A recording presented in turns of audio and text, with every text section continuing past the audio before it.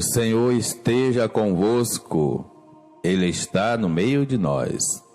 Proclamação do Evangelho de Jesus Cristo segundo Marcos. Glória a vós, Senhor. Naquele tempo, um leproso chegou perto de Jesus e de joelhos pediu: Se queres, tens o poder de curar-me. Jesus, cheio de compaixão, estendeu a mão, tocou nele e disse: Eu quero, fica curado. No mesmo instante, a lepra desapareceu e ele ficou curado. Então Jesus o mandou logo embora, falando com firmeza: Não contes nada disso a ninguém. Vai mostrar-te ao sacerdote e oferece pela tua purificação o que Moisés ordenou como prova para eles. Ele foi e começou a contar e a divulgar muito o fato. Por isso Jesus não podia mais entrar publicamente numa cidade. Ficava fora, em lugares desertos, e de toda parte vinham procurá-lo. Palavra da salvação. Glória a vós, Senhor. Caros irmãos e irmãs, sejam todos bem-vindos, bem-vindas a mais um domingo do tempo comum. Aliás, o sexto domingo do tempo comum. Já na próxima semana vamos estar em um tempo novo no ciclo pascal, mas preparemos-nos com carinho, com amor, para esse tempo que é o tempo mais forte da nossa fé, o tempo do ciclo pascal. O que traz para nós esse sexto domingo do tempo comum, ainda com o primeiro capítulo do Evangelho de Marcos. Depois dos exorcismos, diante de pessoas que se achavam possuídas por demônio e de curar doentes, Jesus vai realizar um milagre em favor de um leproso, um excluído em todos os sentidos, expulso da casa, da sinagoga, do convívio social. Era essa a situação dos leprosos. Mais do que curar, Jesus reintegra este homem na vida comunitária. A narração não diz o nome do leproso, nem o lugar, nem o tempo em que ele foi curado. O leproso chegou perto de Jesus. Nas sociedades antigas, a lepra vinha acompanhada pela morte social e religiosa. O leproso era excluído da sociedade do culto. Era um morto-vivo.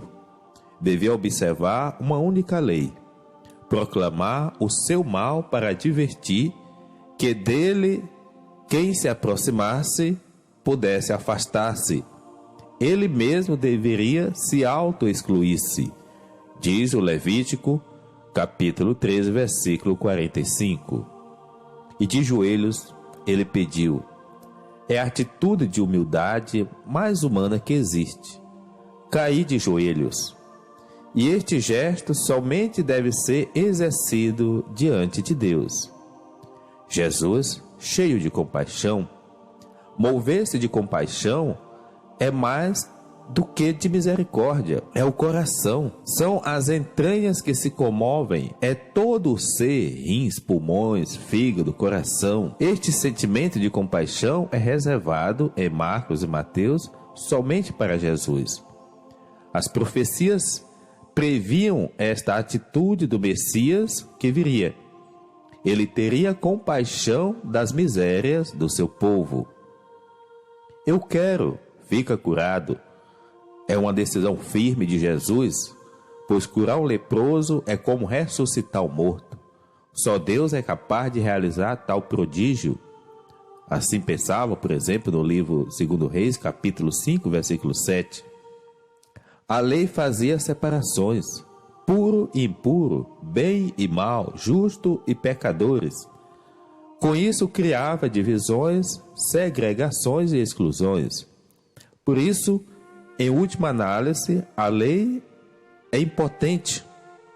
Jesus, ao contrário, é aquele que integra, une, supera as divisões. Não contes nada disso a ninguém. É o que os biblistas chamam de segredo messiânico no Evangelho de Marcos. Jesus proíbe a divulgação dos fatos que realiza para não atrapalhar seu projeto salvífico e também para não ser reconhecido como um milagreiro. Somente depois da sua paixão, morte e ressurreição é que aquilo que ele fez deverá ser anunciado para todos os lugares. Vai mostrar-te ao sacerdote. Há um contraste entre a função do sacerdote, que se limitava a constatar a cura, e a ação de Jesus, que cura e purifica. Isso demonstra a eficácia da palavra de Jesus em oposição à ineficácia da lei que excluía. Uma lei que não acolhe, uma lei em nome de Deus, que põe as pessoas para fora da casa, da comunidade e da sociedade, precisa ser revista.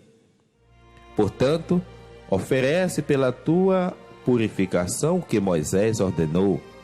A lei prescrevia a oferta que o leproso curado devia oferecer. Levítico 14, versículo de 1 a 32. Mas Jesus o envia ao sacerdote, que seguramente antes o havia tornado impuro. Era o sacerdote que também, depois de observar, dizia se aquela pessoa deveria ou não ficar na família, na comunidade ou mesmo fora da sociedade, para que sirva de testemunho para aqueles que se apegavam unicamente à letra da lei. Ele foi e começou a contar e divulgar muito o fato. Esta ordem de Jesus não foi obedecida por ninguém. Isto é, não contar os sinais e milagres que ele fazia, que ele realizava. As pessoas não conseguiam, logo explodiam de alegria e saíam já anunciando. É preciso colocar-se na situação destas pessoas que viviam excluídas e marginalizadas. Alguém se lembrou delas, teve compaixão. Não há quem consiga guardar este segredo e não dizer a todos que Deus está do seu lado. Jesus ficava fora, em lugares desertos, e de toda parte vinham procurá-lo. Paradoxalmente, a cura do leproso volta-se contra Jesus, fazendo o efeito contrário. Ele não podia mais entrar na cidade e sair livremente. Tinha que ficar do lado de fora em lugares desertos. Jesus se vê condenado à situação em que estava o leproso que ele tocou e, consequência da sua paixão por nós, tocando-nos, tomou sobre si os nossos males. Quando Jesus se retira, impuro, banido e marcado para morrer, como o leproso, todos vão ao seu encontro.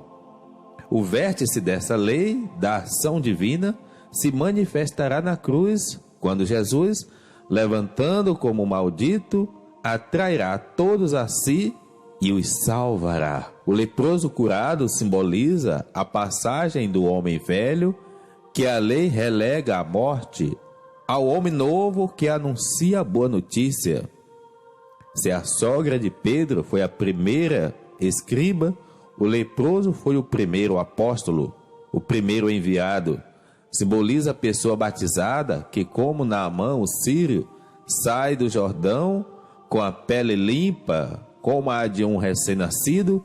O leproso curado torna-se, na verdade, o primeiro apóstolo de fato, porque apóstolo quer dizer enviado. De fato, Jesus o envia ao templo para anunciar a boa notícia. Ele é o anúncio vivo do Evangelho, testemunha viva do reino. O segundo apóstolo será o ex-endemoniado. Ao invés de evangelizar os judeus lá no templo, ele vai evangelizar os pagãos. Fica um questionamento para nós. Quem são os leprosos desta sociedade excludente e que marginaliza tantos irmãos e irmãs nossos? Daí é importante ter presente a palavra de Deus, que não vem para condenar pessoas, mas para fazer as pessoas superarem as suas limitações e, acima de tudo, fazer com que elas se sintam amadas. Que nós não carreguemos a lepra do preconceito, da indiferença que exclui, mas carreguemos as marcas do amor que ama verdadeiramente o próximo da mesma forma como Deus nos ama. Coloquemo-nos sempre mais a serviço, resgatemos, salvemos vidas. Somente o coração que ama verdadeiramente o próximo não faz acepção de pessoas, mas representa e é, de fato, a presença do próprio Deus no coração do próximo. Como é bom a gente se sentir amado. Como é bom a gente sentir que Deus está do nosso lado, mas principalmente através de um irmão, de uma irmã, de quem, revestido do Espírito Santo, estende-nos a mão e nos resgata para uma vida nova. Deus nos abençoe grandemente, em nome do Pai, do Filho e do Espírito Santo. Amém.